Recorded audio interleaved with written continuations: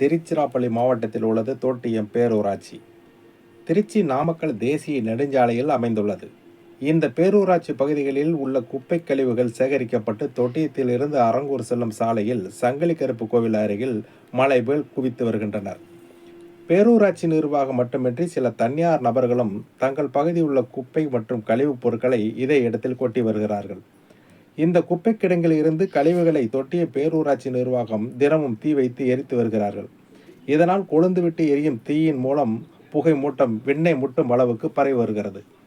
தொட்டியம் அரங்கூர் பிரதான சாலை வழியாக பல்வேறு கிராமங்களுக்கு தினமும் பயணிக்கும் ஆயிரக்கணக்கான பொதுமக்களும் குப்பை கிடங்கை ஒட்டியுள்ள நூற்றுக்கணக்கான குடியிருப்பு வாசிகளும் எரியும் குப்பையிலிருந்து வெளியாகும் நச்சு புகையில் பல்வேறு துயரங்களை அனுபவித்து வருவதாக சொல்கிறார்கள். பேரூராட்சி குப்பை கிடங்கில் இருந்து வெளியேறும் நச்சு புகையை சுவாசிப்பதால் மூச்சு திணறல், சுவாச கோளாறு, தொற்று நோய்கள், குழந்தைகள் மற்றும் வயதானவர்கள் பாதிக்கப்பட்டு வருவதாக புலம்புகிறார்கள். மேற்கண்ட குப்பை கிடங்கு அருகில் சங்கிலி கருப்பு ஆலயம், பிரசித்தி பெற்ற மதுரகாளி அம்மன் ஆலயம் ஆகியவை அமைந்துள்ளது. வெளியூர்களில் இருந்து சாமி தரிசனம் செய்யும் வரும் பக்தர்கள் குப்பை கழிவில் இருந்து வெளியாகும் நச்சு புகை மூட்டத்திற்குள் புகுந்துதான் உயிரை கையில் பிடித்து கொண்டு வெளிவர வேண்டியுள்ளது. சாலையில் செல்லும் வாகனங்கள் தெரியாதவாறு புகை சூழ்ந்து கொள்வதால் வாகனங்கள் ஒன்றோடு ஒன்று மோதி அடிக்கடி விபத்துகள் சிக்குவதும் வாடிக்கையாக உள்ளது என்கிறார்கள்.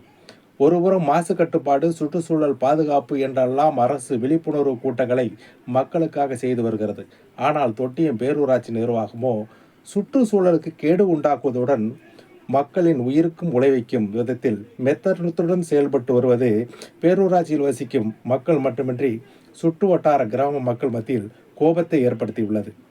போர்க்கால நடவடிக்கைகள் மூலம் அரங்கூர் சாலையில் உள்ள குப்பை கிடங்கை வேறு இடத்திற்கு அப்புறப்படுத்துவதுதான் மக்களுக்கு பாதுகாக்கும் சிறந்த தீர்வாக இருக்கும் என சமூக ஆர்வலர்களும் பாதிக்கப்படும் பொதுமக்களும் கருத்து தெரிவிக்கிறார்கள்.